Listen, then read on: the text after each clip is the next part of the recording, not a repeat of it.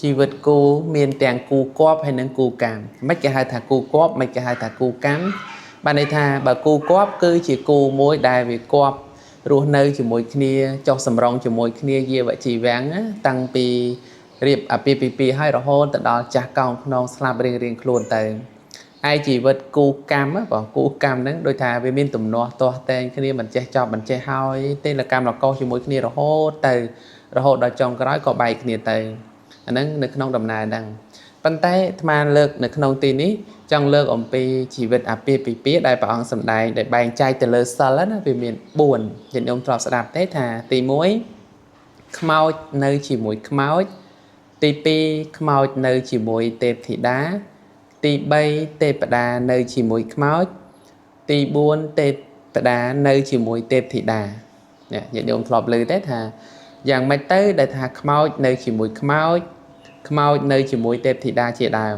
នៅក្នុងន័យហ្នឹងចង់បែងចែកដល់យោងទៅលើគុណធម៌នៃការរស់នៅឬក៏សិលជាដើមចំណុចទី1ថាខ្មោចនៅជាមួយខ្មោចបានន័យថាប្តីអត់មានសិលប្រពន្ធក៏អត់មានសិលដែរអញ្ចឹងការរស់នៅរបស់បុគ្គលទាំងពីរហ្នឹងគឺថានៅប្រព្រឹត្តទៅនៅមានបញ្ចវេរាបណ្ណតិបាតអត្តនីទានកាមេមុសាសុរាហ្នឹងជាប្រក្តីអញ្ចឹងទៅទាំងប្តីក៏អត់ទាំងប្រពន្ធក៏អត់ដូចគ្នាអញ្ចឹងអត់មានសិលដូចគ្នាអត់មានគុណធម៌ដូចគ្នាអញ្ចឹងជាការប្រៀបធៀបទេណាជាការឲ្យនៅក្នុងសេចក្តីហ្នឹងថាប្តីអត់សិលប្រពន្ធអត់សិលហ្នឹងគឺខ្មោចនៅជាមួយខ្មោចញាតិញោមស្ដាប់ឲ្យតាន់ពាក្យហ្នឹងមិនមែនថាតិចខ្ញុំកណានៅជាមួយខ្មោចអីអញ្ចឹងឃើញថាប្តីក្តីប្រពន្ធក្តីសិតតែជាអ្នករស់នៅមិនក៏ថាខ្មោចក្នុងទីនេះក៏ចង់ន័យថាអត់មានសិលគឺទាំងពីរដោយផ្ដោតថាអត់មានសិលអត់មានគុណធម៌សេចក្តីល្អមួយទៀតព្រះអង្គសម្ដែងថាខ្មោចនៅជាមួយទេពធីតាមិនគេហៅថាខ្មោចនៅជាមួយទេពធីតាបើពីរនឹងវាដាច់ចេញពីគ្នាអញ្ចឹងថាខ្មោចក្នុងទីនេះគឺថាបើប្តីអត់មានសិលប្រពន្ធមានសិលនឹងប្តីអត់សិលបានន័យថាខ្មោចនៅជាមួយនឹងទេពធីតាគឺទេពធីតាហ្នឹងគឺប្រពន្ធឯខ្មោចហ្នឹងគឺប្តីនឹងឯងមួយមានសិលមួយអត់សិលចំណុចទី3គឺទេពតានៅជាមួយខ្មោចបានន័យថាប្តីជាអ្នកមានសិលប៉ុន្តែប្រពន្ធអត់សិលនឹងនៅក្នុងសេចក្តីប្រៀបធៀបថាទេពតាក្នុងទីនេះបានន័យថាប្តីដែលនៅជាមួយនឹងខ្មោចហ្នឹងគឺថាប្រពន្ធជាបុគ្គលអ្នកអត់សិលហ្នឹងហើយទេពតានៅជាមួយខ្មោចនឹងចំណុចទី4ទេពតានៅជាមួយទេពធីតានេះញាតិញោមចង់បានទេថាទេពតាហ្នឹងគឺប្រុសទេពធីតាហ្នឹងគឺស្រីប្តីក៏ជាបុគ្គលអ្នកមានសិលប្រពន្ធក៏ជាបុគ្គលអ្នកមានសិលដូចគ្នាទៅបានរស់នៅជាមួយគ្នាហើយមានកល្យាណធម៌ដូចគ្នានឹងពាក្យស្លោកខ្មែរយើងមួយដែលបានលើកឡើងថាប្តីប្រពន្ធកាលណាបើនៅជាមួយគ្នាបានវាតល់តែអីឬក៏ថាការរស់នៅហ្នឹងវារស់នៅដោយតែអាស្រ័យជាមួយគ្នាហ្នឹងវាមានសភាពប្រហាក់ប្រហែលគ្នាណាពាក្យហ្នឹងរឿងធ្ងន់ត្រង់ថានាងរត់រកអ្នកមេខាត់លៈរត់រកអាកំបាក់អន្សាជាខ្ញុំធ្លាប់លើពាក្យខ្មែរហ្នឹងណានឹងមិនមែនជាការបង្រៀនទេប៉ុន្តែដោយយល់ថាជីវិតជាគូជីវិតជាប្តីប្រពន្ធហ្នឹងវាមានហេតុនឹងឯងហេតុជាបច្ចុប្បន្នដែលញាតិញោមជួបហ្នឹងអញ្ចឹងសរុបសេចក្តីនឹងថា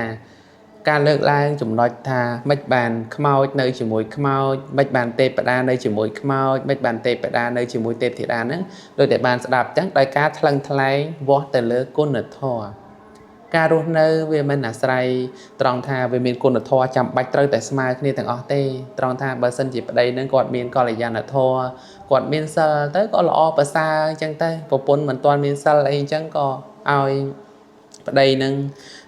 អប់រំឬក៏ថាប្រាប់ព្រានបដៅអីដោយចំណែកខ្លះអញ្ចឹងទៅឲ្យរស់នៅដោយមានគុណធម៌ប្រហាក់ប្រហែលគ្នាទៅបើថាវាមិនបានស្មើគ្នាប៉ុន្តែវាមានប្រហាក់ប្រហែលគ្នាល្អប្រសើរកុំឲ្យវាដាច់គ្នាឆ្ងាយពេកការរស់នៅក៏មិនចុះសម្រងគ្នាដែរ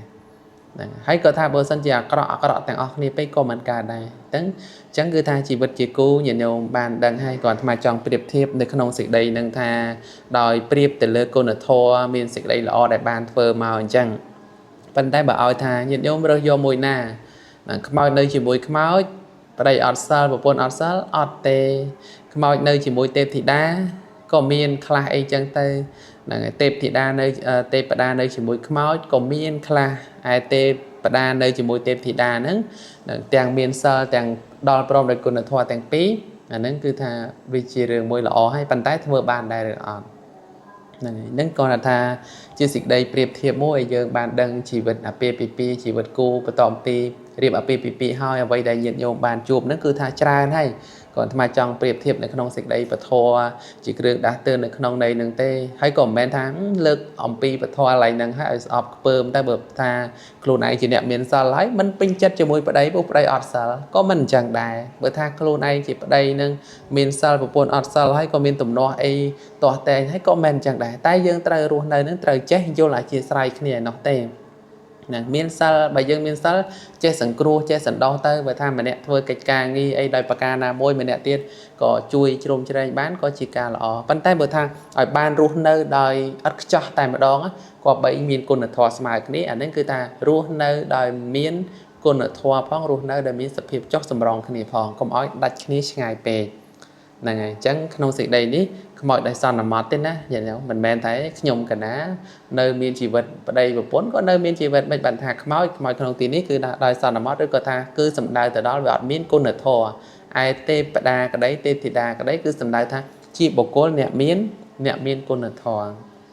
នឹងជីវិតគូញាតិញោមធ្លាប់បានជួបបានដឹងអីចឹងល្អប្រសើរបើបានថាមានការយល់ចិត្តយល់អធ្យាស្រ័យគ្នាស្មោះត្រង់ជាមួយគ្នាលោកល្អើនជាមួយគ្នាទៅអាហ្នឹងគឺថាយាវជីវាំងរស់នៅរហូតទៅដល់ចាស់អាហ្នឹងគេថាគូគួរប៉ុន្តែបើគូកម្មហើយបើទាស់តែងគ្នាសពគ្រប់បែបប្រការរស់នៅវាអត់ចុះសម្រងគ្នាវាមានតែបង្កបញ្ហារហូតដល់ទីបំផុតទៅក៏មានការទាស់តែងគ្នាអីចឹងតែអានេះគ្រាន់តែជាគ្រឿងដាស់តឿនជាកតិធម៌មួយសម្រាប់ការអប់រំផងដែរប៉ុណ្ណាសូមអនុមោទនា